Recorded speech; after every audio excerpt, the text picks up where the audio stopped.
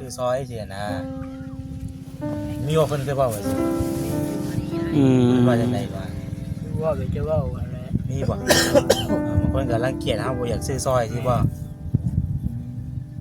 เป็นตุ่มพี่น้อง เจ้าคือเป็นตุ้ม คือคันว่าเป็นคันๆบ่นี่ บอก มันคือเป็นขี้ฮิตแบบนี้จ้ะ เป็นมาจากเฮิงแล้ว โอ้เป็นแต่โดนแล้ว บ่เซาเลยแม่นบ่ โดย เพิ่นน่ะบ่อยากเอากล้องมาใกล้ๆก่อนขอเอาเป็นอะไรได้ไปยังบ้าน ไก่บ่จากอยู่นี่ไปอยู่ทางไหนนาเจ้านะ อยู่โฮน จะมาแต่เพิ่นบ่ โดยขี่เรือขึ้นมาทางเขา ขี้เหือ เอาคือได้ขี่เรือบ่ มันเป็นหน้าเป็นบึ้ง อยู่ในบึงบ่ โดย อยู่ในกลางได้บ่ รถน่ะแม่นเข้าไปบ่ได้เลย โดย รถก็ไปบ่ได้อยู่ในกลางโอ้จะนอนอยู่บนชั้นบ่ โดย คือบ่ใช่ขอถามพี่น้องเลยสิ่งที่เจ้าอยากได้ที่สุดคือหยังตอนนี้ จะได้จะส่งเสื้อ อ๋อ ได้ส่งเสื้อ โดย เข้าเด้ เขาจะได้ดู หรือว่าในเรื่องการไปหาขอเขาจบไปชั่วโมงบ่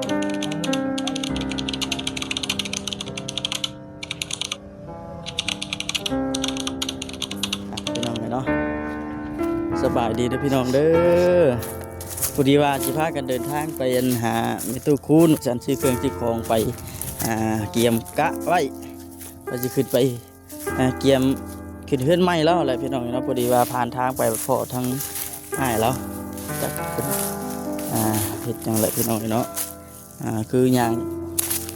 ทางมาซั่นสบายดีเด้อเด้อโอ้มายังกันน่ะ ม่วง มังม่วงพูดว่าเป็นยับไปนั่งห่มบุปะ ก่อนได้บ่ได้ แม่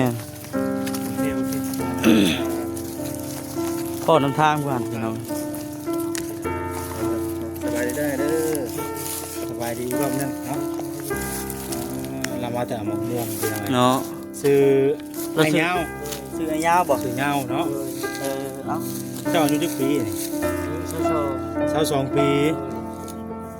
22ปีเป็นน้องเลยสักพี่น้องเนาะปัจจุบันนี่เจ้าอยู่ผู้เดียวเจ้าบ่ โดย เพื่อนเจ้าอยู่ไส บ่มีเพื่อน บ่มีเพื่อน อยู่ในเทียงนา อยู่ถึงหน้าไผ เทียงนาป้า โอ้อยู่ถึงหน้าป้าเนาะ เพื่อนเขาจะมาอยู่เรียกอยู่นา โอ้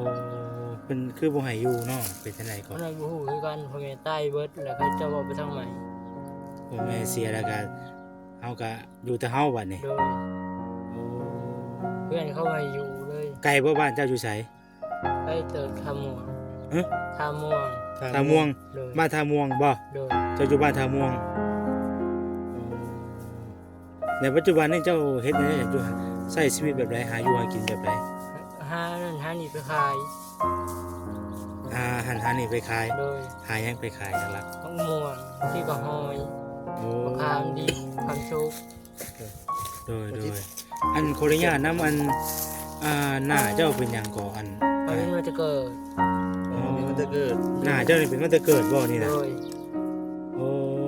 ตั้งแต่เกิดแต่เป็นแบบนี้เลย แม่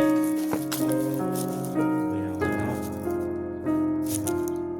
แล้วเคยไปหาหมอปะ บอกคือ โอ้ก็คือว่าเป็นมันจะเกิดกับตัวตอนนี้เราเป็นโรคยังเป็นโบราณโรคเลยเนาะเพราะว่าเราเป็นตั้งแต่กำเนิดเนาะ พันธุกรรมแสน ฮะ ลูกไหนแบบนี้พันธุกรรม ไม่ได้กับว่าทางกายเราบ่สมบูรณ์เนาะอันนี้บอกเลยกันโอ้เป็นมาหลายไม่ได้ก็เป็นตั้งแต่เกิด โดย แต่ขออนุญาตน้ำตาพวกนี้เห็นรุงปะ ก็เห็นเบื้องเดียว เห็นเบื้องเดียวเบื้องนี่บ่เห็นรุงเลย โดย เขาเรียกก็หาเงินซื้อข้าวกินสิบ่ ชื่อเขาชื่อคงกิน ซื้อข้าวซื้อน้ำกิน สิทำไงเนาะซื้อข้าวซื้อของกินมะม่วงไปขายสมมติว่ามีมะม่วงนี่จะเอาอย่างไรขาย ลงโคเขาวัดกิน อ๋อ เขาว่ากิน ไปใส่ขอเขาในวัดกิน เป็น คือแบบนี้ได้ไปขายได้จักมื้อเลย พี่น้อง ได้ไล่มือเลย โอ้เราไปขายหลายมื้อแล้วแบบนี้เนาะ งานบัตรทำนำเวลาอ้ายหยังก็ ให้ยาว ก็มีเอาเครื่องเอาของไปขายสิก็มีอยู่บ่เพิ่นซื้อซอย บางทีก็บ่ได้มี ส่วนบ่มี โดยเลยเอากลับคืนอีก อืม คืนเพิ่นบ่ค่อยอยากซื้อซอยบ่ แม่ ก่อนงานนำพี่น้อง และฮู้จะบอกว่าเวลาเขาเอาไปขายหยังหรือว่าเขาเจ้าแบบว่าบ่อยากซื้อนํหรือว่าเขาเจ้าเคยเว้าคือหยังจังซี่บ่ เคยอยู่ ก็นั่นเด้อ หรือว่าได้ เคยจะว่าสิมันหลายอย่าง ฮะ ว่าใส่ขน่อยบ่ต้องซื้อดอกยัดไปหลักเอา โอ้ บางคนก็บ่กล้าซื้อนํ โดย ย่านเชียงของเฮา ประมาณ ไป นี้ รัก นะ เขา แม่ โอ้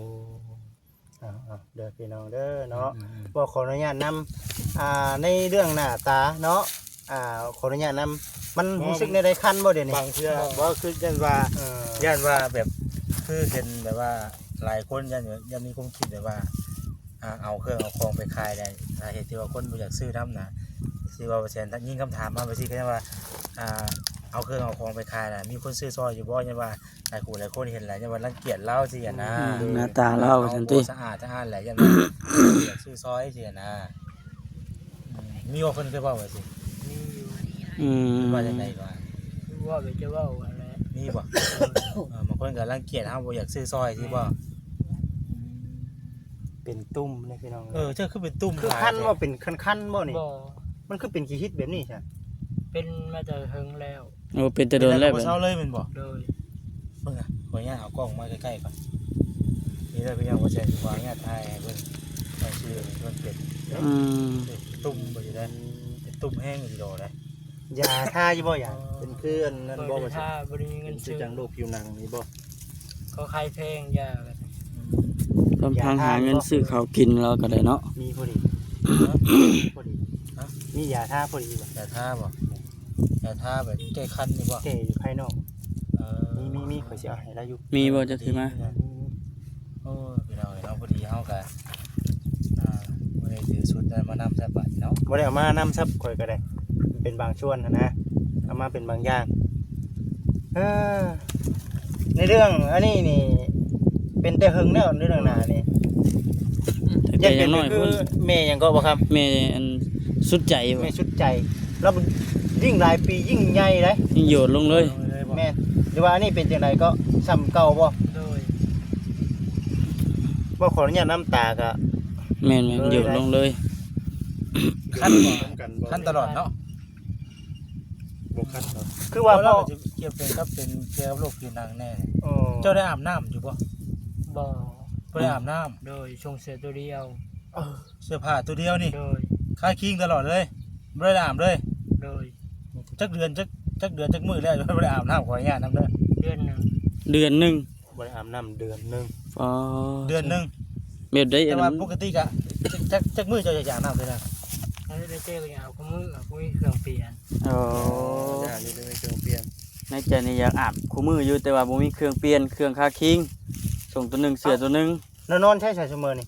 นอนอยู่เที่ยงหน้า หน้าใช้หน้าไผ หน้าป้า ไก่บ่ โดย ไก่เข้าได้ใส่ไปกินอยู่ใช้เขา ซื้อมีซื้อมีสิหมูอีกก็ได้ มื้อนี้กินแล้วบ่เข้ามานี่ โดย ได้เข้ามาได้ใช้มื้อ แล้วครูเอาให้ โอ้หลักๆเลยก็แม่นวัดเนาะ มากิน สมมุติว่าบ่ได้ไปขายของขายหยังก็แม่นลงวัด เนาะตั้งเป็นแท้อันนี้เป็นเอาไว้ต่อไปแบบนี้เราก็เนาะมีอันหม่องพักหม่องเช้าที่ทางของตัวเองเนาะ อืม จะก็ไปแบบนี้บ่แต่ละมื้อ โดย พี่น้องเอ้ยเนาะอันนี้ก็จักสิว่าจังใดมีแต่มื้อนี้สิย่างไปขายมะม่วงอยู่ในบ้านมื้อนี้ โดย ซื้อข้าว ม่วงเอาม่วงไปขายซื้อข้าวซื้อน้ำกิน โดย ซื้อเบิดเข้าแบบมันแล้วได้ก่อนไปนะ ซื้อข้าวสารด้วยมือเอง อ๋อ เรามีที่บ่เครื่อง มีหวดกับหม้อ โอ้ยเฮ็ดอยู่ให้กินเองสิบ่ โดย อยู่คนเดียวมา จักปีแล้วก็บ่แซ่นเนาะ สิเข้า2 ปีแล้ว อ๋อสิเขากำลังอยู่คนเดียวได้2 ปีนี้ โดย พ่อแม่หาก็สิตายป้า อ๋อแต่ก่อนอายุกับพ่อแม่บ่ โดย บ่เทือนพ่อเทือนแม่ได้ครับ เขาเจ้าได้เขาเจ้าว่าเฮือนมูลเฮาบ่มีสิทธิ์เขาว่า เงินมูลก็มันก็แล้วแต่ผู้ใดสิอันอายุว่าซั่นๆเนาะคำ โด ว่าย เข้าใจพี่น้องนะ อะไรก็ได้นี่ มันก็จะเป็นคุยกัน เอาต้ เนาะ องเบิ่งแน่ๆพี่น้องมีแต่ว่าในเรื่องครอบครัวของเพิ่นนี่บางสิ่งบางอย่างเฮาก็เว้าบ่ได้บ่จักนํเพิ่น คือว่าได้กับเขาที่บ่แซนมาถ่ายทำหรือว่าถามให้เพิ่นคือตอนนี้อาจจะนั่งหน้าไปบ้านคุณคูณแต่เห็นให้เพิ่นย่างมาพี่น้องเนาะเนี่ยอยู่ของม่วงมันยังไปขายก็เลยถามให้เพิ่นว่าเพิ่นเป็นจังไดอยู่จังไดนะ ในกรณีของเพิ่นนี่สภาพร่างกายเพิ่นก็เป็นแบบนี้พี่น้องเนาะแล้วมาบวกกับการที่ว่าบ่มีผู้ใดอยู่นํเนาะเขานำซ้ำปลาไปหาคอเอา โดย เนี่ยที่พี่น้องเพิ่นบ่นั่นบ่ซั่น เขาถิ่มเบิด โอ้ ทิมเบิดล่ะ อันนี้คือในความคิดของเราเด้อพี่น้องเด้อเนาะเราเว้าเองมาแต่ว่าบัดนี้น่ะคือหากินแบบนี้แต่ใดมาแล้ว โดย ผ่านมา2 ปีก็หาแบบนี้แม่นบ่ โดย ว่าบ่ได้มีผู้ใดมาส่งมาเงินแบบหาอยู่หากินเอง โดย เอ่อ จะเป็นแบบนี้เนี่ยเคยรักษาอยู่บ่ บ่เคยเลย เป็นแต่เกิดเนาะ โดย โอ้ยเดี๋ยว ต้องอาบบางเทื่อก็อาจจะเกิดจากเฮาบ่ได้อาบน้ำ อันเป็นตุ่มเป็นตุ่มนี่เนาะ แล้วก็บ่ได้ใส่สบู่บ่ โดย ถุงไทยมีอย่างนี้ในถุงในไทยนี่ เข้ากิน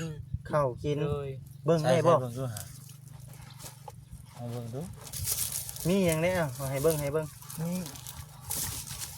โอ้ ใส่เบิ่งดูว่าพี่ว่าพี่ นี่มันอยู่นี่อยู่นี่ เอามาปะไว้นี่ก็ได้ โอ้ นี่ ขออนุญาตน้ำพี่น้องเอ้ยเนาะมีปิ้งโอ้มี แจ่ว ปิ้งน้ำเอ้ยว้าวญาติเฮ็ดนี่มาไหว้พี่ก่อนเด้ออ๋อ ไม่แน่ใจ ที่มันนั่นดีเนาะ ครีมอาบน้ำแล้ว ขี้มอาบน้ โดย แต่ว่าบ่ได้อาบ เขาที่คนไหนเก็บ ำโอ้ ถ้าก็ไว้อาบใส่สบู่อันนี้ ผงอันนี้เนาะ โดย ในความคิดเราอยากอาบอยู่แต่ ยัง ว่า ระบาดนี่คือมี บ่มีส่งเสือเปลี่ยนพี่น้องเอ้ยเนาะ ไว้ก็ตัดผมให้ มาให้เขาเจ้าตัดผมให้ โดย ให้ทักให้ มุง มีหมูอยู่บ่ โดย อืม พี่น้อยเข้าเพิ่นนะ เกือบกันกับแจ่วเลยเนาะแจ่วพริกบ่น่ะ โดยเขาอาหาร ว่าเพิ่นเอาให้ นี่เขาเจ้าก็เอาให้บ่นี่ โดย ขอเอาแต่ละมื้อแต่ละวัน ไก่บ่จากอยู่นี่ไปอยู่ทางไหนนาเจ้านะ อยู่โพน จะมาแต่เพิ่นบ่ โดยขี่เรือขึ้นมาทางเขา ขี้เหือ เอาคือได้ขี่เรือบ่ มันเป็นหน้าเป็นบึง อยู่ในบึงบ่ โดย อยู่ในกลางได้บ่ รถน่ะแม่นเข้าไปบ่ได้เลย โดย ยกกลับไปบ่ได้ อยู่ในกลางบึงโอ้จะนอนอยู่บนชั้นบ่ โดย โอ้พี่น้องเอ้ย เป็น คือว่าฉันขอถามพี่น้องเอ้ยสิ่งที่เจ้าอยากได้ที่สุดคือหยังตอนนี้ เดี๋ยวได้จะส่งเสื้อ อ๋อ ไม่ได้ส่งเสื้อ โดย เข้าเด้ เขาอยากได้คืออยู่ เออ หรือว่าในเรื่องการไปหาขอเขาเจ้าไปชั่วโมงบ่ บางมือก็ไปบางมือก็ไม่ได้ไป อยู่พุ่นเนี่ยมันเป็นจังไดอยู่พุ่นน่ะมีบ่สัตว์เสือหมอนนุ่ง มีอยู่เสือศาสตร์มอน นอนอยู่เฮือนเถียงพี่น้องน่ะฮอดยามให้ยามหน้าเลยซะก็เจ้าไปอยู่บ่ เขาไปเขาเจ้าไปแต่กลางเว้นกลางคืนเขาเจ้าไม่ได้อยู่ แสดงว่านี่อยู่ผู้เดียวตลอดมาเลย โดย เพิ่นบ่ได้เอาเขาน้ำไปให้บ่นะครับ บ่ เพิ่นก็เฮ็ดในหน้าสิบ่ ย่างสิเห็นก็เขายังบ่ถาม อืม บ่ได้พ่อขออนุญาตนำบ่ได้นำบ่ได้พิจารณากันนะบ่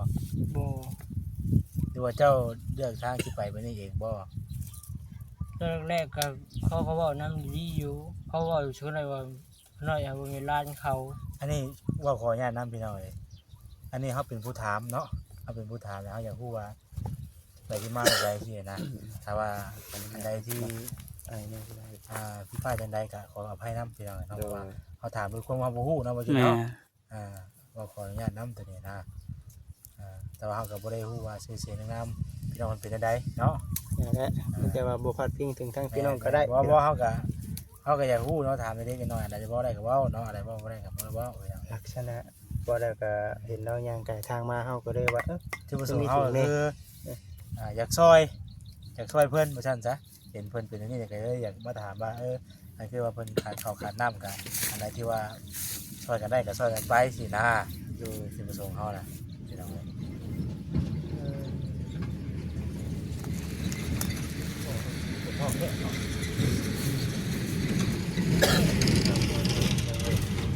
เป็นจังไดครับผู้ตั้งใจว่าจะอยู่แบบ ว่าจะ จักสิว่าแนวใดพี่น้องเอ้ยน้องเสื้อตัวเดียวหมวกบ่ชังก็บ่มีหยังไปแต่ละมื้อนะ โดย เคยอยู่ว่าอ้ายไปอดเขาวนะ เคยอยู่ จักมื้อสูงสุด ช่องมือ 2 มื้อ อดข้าวบ่ได้กินเลยนี่ โดย คืออดคือได้อด ช่วงนั้นเขาเลยเป็นไข่ เป็นไข้ ถ้าก็ดีไข่อย่างนี้ บ่ได้ก็คือแต่ละมื้อนี่ถ้าว่าบ่มีข้าวกินน่ะจะลงไปวัดทุกมื้อสิบ่ โดย บ่ได้ก็คือเพิ่นเรียกว่าเพิ่นแบบไปเอาข้าวที่วัดนางมากินน่ะ ผมได้ไม่ได้ข้าวปีไม่ได้ข้าวหนึ่งก็เอาข้าวแห้งมาเพิ่น เขาแห้งเอาไว้ให้ได้กิน ต้มกิน ถ้าหากว่าเนาะทางทีมงานเนาะมีโอกาสได้ไปหานี่ไปได้บ่ โดย ดูหม่องไรซี่แล้วมองอยู่หม่องบอก หน้าเขาไหนไกล ไกลบ่ โดย เออ ต้องได้เห็นขี่เรืออีกติ โดย รถ มีทางรถใหญ่นี่ไปฮอดอยู่ว่าทางรถใหญ่ บ่ฮะ อย่ามาไปฮอด มัน แล้ว เว้าง่ายๆก็คือน้ำอ้อมเบิดนะเนาะ โดย คันอยู่เกาะนะว่า เอ ล่ะ อ อ่า พี่สิแบบ อ้อมเลยนะอยู่เกาะบัดนี้เจ้าขับ ย่าม ไป มื้ เด้ อ อ แรงแหละเขาเจ้าขึ้นมาซื้อของอยู่ของกินจากลงน้ำเขา เจ้าว่าเกาะอันเฮาแนมเห็นอันว่าจักอยู่วัดน่ะจักบ่เกาะวัดน่ะบ่ โดย เอ้าเกาะมีวัดเด้ อยู่กลางชุยนะ อยู่พุ่นน่ะเป็นได้ไรอยู่พุ่นน่ะแบบว่ามีชาวบ้านอยู่นํบ่ หน้าเขาอยู่หันเขาเห็นหน้าแซง แต่ว่าทางชาวบ้านนี่เขาเจ้าจักเจ้าอยู่บ่ จ้า มีโอกาสกันว่าเป็นได้ใดเนาะ เบาเหงาติ ถามว่าชื่อยาวนี่จักเบิ่บ่ โดย เบาเงานี่คือเฮาถามเบิ่งก่อนพี่น้องเอ้ยเนาะเตือนว่า FC เพิ่นว่าไปเบิ่งเราอีกแน่นะจะได้นั้น เพราะคือเฮาก็เห็นเพิ่นแล้วก็เลยถามเบิ่งอ่ะนะอ่า ในเรื่องความอยู่ความกินนี่หาตลอดอยู่เนาะแม่น โด บ่ ย เสื้อผ้านี่มีตัวเดียว เอาไปขายนี่เท่าไหร่นี่ได้เท่าไหร่นี่ เบิดนี่30 ตรง ขาย ตรงละ15,000 ทงละ4,000 ถุงละ10,000 เอาเบิดนี่30 เคยมาขายเบิดนี่แม่น30 ถ้าได้เงินไปแล้วนี่เจ้าสิเอาไปซื้อหยังก่อน ไม่ใช่หนีเขาก่อน เอ้า เป็นหนีขายยาแพทย์ เท่าไหร่ เป็นนี่ยาแพทย์ 200,000 เป็นนี่ยาแพทย์200,000 เป็นหยังคือ เขาชะโลมเป็นไข่ อืม ข้าวสโลม เป็นไข้ เป็นไข่ อืม ได้เงินแล้วเจ้าจะเอาไปให้เพิ่นเลยบ่แค่อยู่ไส อยู่บ้าน คุณแล้วเบิ่งก่อนเนาะ ถาม ต้องถามไปเบิ่งทางชาวบ้านพร้อม แม่ เนาะเฮาจึงว่ากันเชื่อตัวนี้น่ะ แม่ บัดที่นี่น่ะชมคือละว่าอยู่เสื้อผ้าน่ะแพรมีตัวเดียวบ่จิตเบิ่งนี่ป้อพี่น้องเนาะจนเกิ่มเบิดเลยได้ อันนี้คือเบิ่งเว้าความจริงเลยเพราะว่ามีแต่ชุดเดียวเด้ เนาะมีชุดเดียวจนเกิ่มอยู่น้ำในคืออยู่กลางน้ำกลางในคือบ่โหลดลงแน่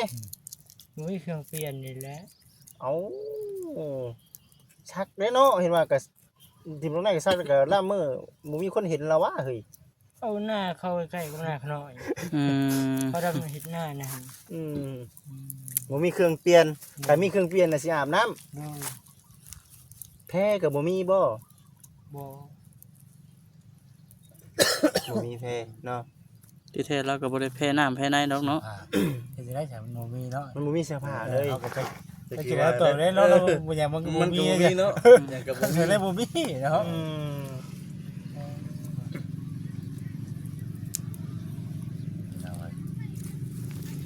แม่ไอ้ดิส่วนเรื่องหน้าเรื่องตาเนี่ยในเรื่องการทักตาเนี่ยยังบ่ฮู้เนาะว่าสิได้แม่นบ่ โดย แต่ว่าในเรื่องผิวตุ่มที่ว่าเจ้าเป็นอยู่นี่มันเกิดได้แต่เหิงได้นี่ ให้ไปเกิดนี้ ประมาณจักมื้อ ได้2-3เดือนนี่แล้ว เกิดจากน้ำในเนาะเฮาบ่ได้อาบ การที่ว่าเฮาบ่ได้อาบน้ำเกิดตุ่ม อืม น้ำเราเนาะ เป็นโรคอยู่ใน คันต้องอาบน้ำ โดย ซื้อสบู่ จักสิว่าจะได้พี่น้องเอ้ยที่แรกคือผมให้พี่น้อง FC เห็นสิได้นี่สภาพเนาะที่ว่าเราเป็นอยู่ปัจจุบันนี้ โดย หนึ่งเกิดจากครอบครัวแน่บ่มีเนาะสองมากก็คือว่าเนี่ยคำว่าบ่มีนี่มันก็บ่มีเข้าไปเรื่อยๆพี่น้องเอ้ยเนาะ เอาสิถามอย่างมันก็บ่มีเนาะ ตามหยังก็บ่มี แม่บ่มีเนาะ แต่ว่าความฝันหรือว่าความต้องการเดี๋ยวนี้มีเข้ากับเสือพี่น้องเนาะ โดย แต่มีเสือปุ๊บมานี่เราสิอาบน้ำเลยเนาะ โดย อาบให้เบิ่งเลยเนาะ อาบน้ำซาบผม ตัดผมเนาะ น้ำในอยู่พุ่นยังว่าขี้เหือขันขี้เหือไปเลยพี่น้องเลย มันเป็นน้ำหนองบ่น้ำเซ่นี่บ่ มันเป็นแบบน้ำหอม บ่ได้เจ็บได้หยังเนาะ โดย หน้าตา หน้าตาเจ้านี่บ่ได้เจ็บบ่ บ่ได้เจ็บ บ่ หน้าตาบ่ได้เจ็บได้พี่น้อง อืม เป็นแน่ที่ว่าย้อนลงมาเนาะเอาก็มีแต่นั้นเด้ออันเด้อ โดย ก็ทางเฮาก็เห็นทางเพิ่นย่างไกลทางไปก็ได้ไปถามไทยเพิ่นเบิ่งสิเนาะเนาะว่าใส่มาเป็นใดก็บ่มีหยังไรหรอกทางเฮาก็มีแต่ว่าสิเอาเงินให้เพิ่นนั่นแหละพอได้ซื้อน้ำสไลด์กินเล็กน้อยนะเพราะว่าเฮาก็บ่ได้เตรียมเครื่องหยังมาเพราะว่ามุ่งหน้าไปบ้านของทางมิตูคูนมื้อนี้นะ โดย ซื้อเครื่องซื้อของก็เตรียมสิเป็นบ้านใหม่เพิ่นแหละเห็นทางอ้ายเพิ่นอยู่นี้ ให้ยาว เนาะ ให้ยาว ไข่ยาวไปเดี๋ยวไปจะเอาเงินให้แล้วเด้อ ต้องบ่เซ็นสิเอาเงินให้ เก็บอาวุธเนาะ โอ้ยขอได้บ่มีนี่ บ่ได้แล้วมีตัวนี้ มีเท่านี้ โดย เอาไปเฮ็ดหยังอันนี้ เอาไว้คันพื้นหนึ่งเขา ฮะ ดวง อันนี้บ่พันพื้นนั่น โดย พันพื้นหนึ่งเข่า พื้นน้อย เอาไปยังไงเนาะสิให้ทางเพิ่น50,000 เออ เขาว่าเฮาก็เดี๋ยวมาบ่นานบันไดเฮาก็สิถามไทยทาง ชาวบ้านก่อนชาวบ้านก่อนอันนี้คือโดดๆเด้อพี่น้องเด้อ เบื้องต้นไปก่อนพี่น้องเนาะเพราะได้ให้เพิ่นซื้อน้ำซื้อน้ำกินก่อนเพราะว่าเฮาก็ขับรถการทางคือเห็นนี่แหละพี่น้องเนาะ โดย ก็เลยถามไทยเพิ่นเอาเด้อเด้อ ขอบใจเด้อ โดยเงิน50,000 โดย อันนี้ก็เป็นเงินของทางไอวีพี่น้องเนาะไว้ส่วนเดียวเบื้องต้นแบบที่ได้ไม่ได้เฮาพ่อเหตุการณ์แบบแบบสถานการณ์แบบนี้เนาะเห็นผู้เพิ่นขาดแคลนดีๆเฮาก็ซอยเพิ่นไปในเบื้องต้นก่อนพี่น้องแล้วก็เฮาจังเข้าไปหาเพิ่นมื้อหน้ามื้อใด แม่น อันนี้ก็จะเอาไปขายต่อเด้อเอาไปขายอะไรเงินเพิ่มอีกเด้อ อยากได้สิเอาให้อยู่บ่นี่ เอาเลย ว่ายอเอาไปขายต่อเนาะ เอาไปขายต่อก็ได้ เอาเฮ็ดได้นี่เฮ็ดได้นี่ เอาไปเรียกบริการ ได้ขาย บ่ต้องย่านบ่ต้องย่าน เพราะว่าจะสิว่าบ่ได้ขาย เอาไว้ไหมไป เอาไปแล้วเบิ่งก่อน แม่ เอาไปจนเท่าบ่มีคนซื้อแหละจังว่าบ่ได้ขายเขาต้องเอาไปเบิ่งก่อนตัดเจ้าจะได้เงินเพิ่มอีก ตัดบ่ได้เนาะไปใส่ถุงนี่ใส่ถุง เจ้าจะได้เงินเพิ่มอีกเด้อ เก็บเสียทงบ่ลดนะอัน จะไปซื้อยังนี่ ชื่อเขาพิน ซื้อข้าวกินนี่มะม่วงน้ำได้จ้ะสมมุติว่าอยากกินน้ำสิเฮ็ดได้นี่ อดเอาก่อนเอาไว้ห้านจะซื้อ ไปฮอดทานจังซื้อ หน้าเป็นรถนี่อยู่ ไปเอาไว้ไปรถได้เนาะ ไป ไปเอาไม่เอาซื้อได้ปั๊บเตงก่อนพี่น้องเนาะเบิ่ง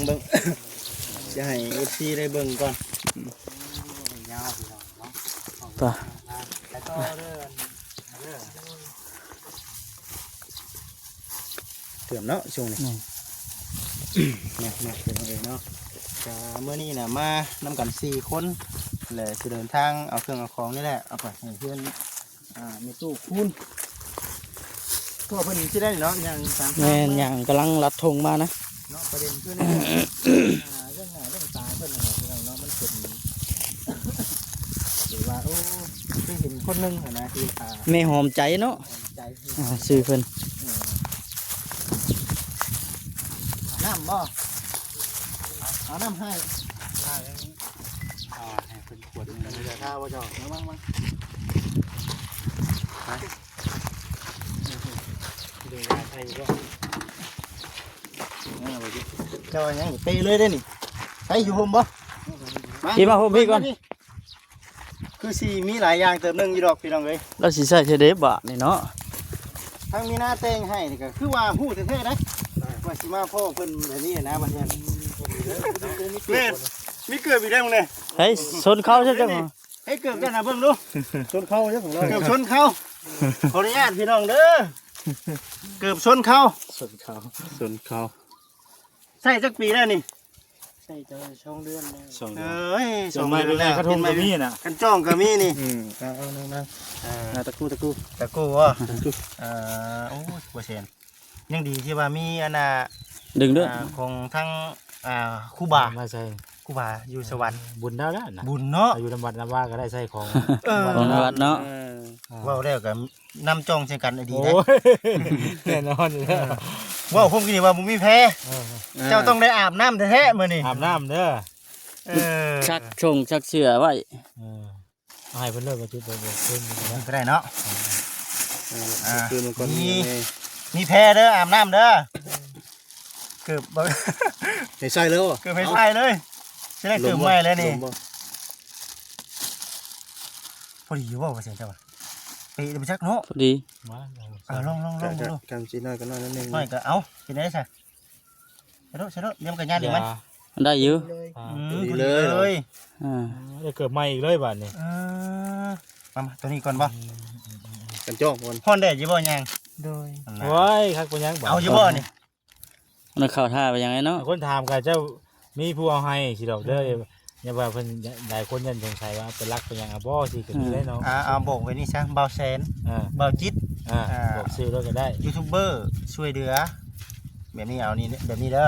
จะบอกในนี้ ใหญ่ อย่าสิว่า เป็นหลัก ในวัดในวาอะไรดิ แบบนี้เด้อ ยันเป็นว่าเลย เนาะ เนาะ ก็ยันแบบว่ายันคนบุอะไรมาบอกเราไว้ก่อนนะ นี่อ๋อ แล้วก็โทรอีกว่านี่บ่ฮอดแล้วว่านี่เนาะตอนไหนสิย่างว่านี่ ม่วนเป็นอยู่บ่ เป็นอยู่ ลองมึงดู อันนี้เป็นยาเป็นหยังได้อย่าไปคิด ได้ กินมาบ่อน น้ำมาเด้นี่นะ ทางมีหน้ามาเป็นยาทาเพเนาะ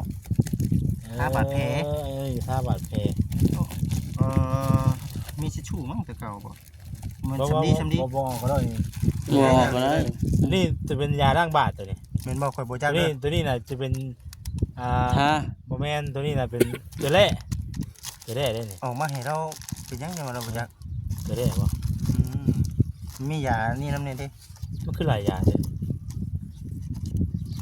อยากกินน้ำจันได้ บ่แซ่แนะนำเด้อเนาะอย่ามาบ่จิตบ่ฮู้นำได้บางอัน เรามันมี สำลีเนี่ย มีคนเขียนบอก คือว่าอันนั้นอยู่ของบ่ได้ใส่มาเนาะตัวนี้ชุดต่างหากนะมันคือบ่แซ่บอกดู เสือลาวนี่ยาแก้ อย่าด ยาแก้ท้องอืด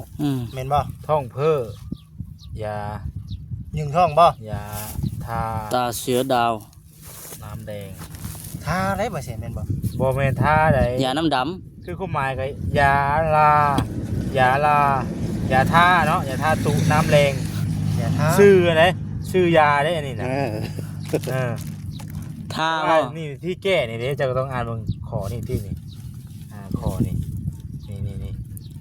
ยาแก้ท้องอืดท้องเพ้อนี่ อย่าทาจุดน้ำแดง ความหมายนะแล้วก็อันนี้นะ ที่เป็นชุดอยู่ ตัวนี้จะเป็นเกลือแร่เด้อเขาใส่น้ำแต่ก็กินได้เวลาเขา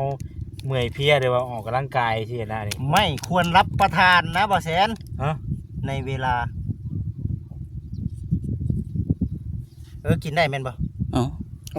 ไก่ ไม่ อย่า ควรรับประทานเป็นเวลาระยะ อย่าห่างบ่ นาน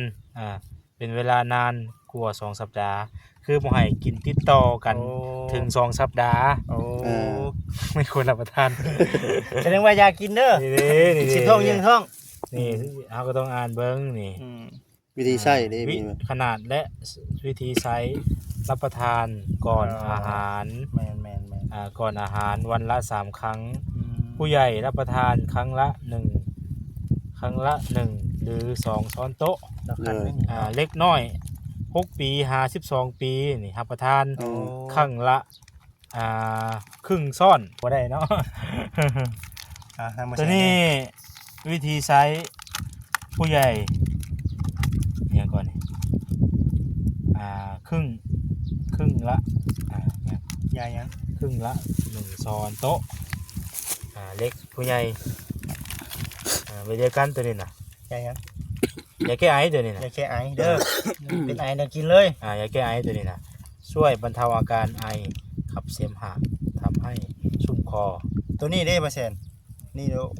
ตัวนี้เกลือเล่ ก็ได้คือกิน เกลือเล่คือผสมใส่น้ำ เลย เวลาเฮานี่ความหมายออกกำลังกายบ่ปวดตัวหรือว่าเพลียจากการออกกำลังกายบ่ เมื่อย เจ้าอยากหลาย เพลียตัวนี้กินแบบนั้น เอาตัวนี้เด้อก งเฝ้าแล้วบ่ เมื่อยเพลีย เลย แช่น้ำกินเลย อ่า แช่น้ำใช่นั่นเด้อ เพราะว่าเกลือแร่เด้ ตัวนี้เด้ ตัวนี้ยานี่มีอะไรนะยานี่มีพาราเซตามอล โอ้อย่า พา มา รา ละ เซ เก็บปวด เจ็บปวดบ่ ยาแก้ปวด อ๋อ เอ้า เจ็บปวด กงเป้า เพราะอันนี้จัก อ๋อกองจากยาแก้ไอนั่น อันนี้บ่ นี่นะ อ๋อเมนยูนี่นะโอ้ย มาที่ใส่เนาะ เจ้าอันน่ะขอบคุญขอบคุณเพิ่นได้บ่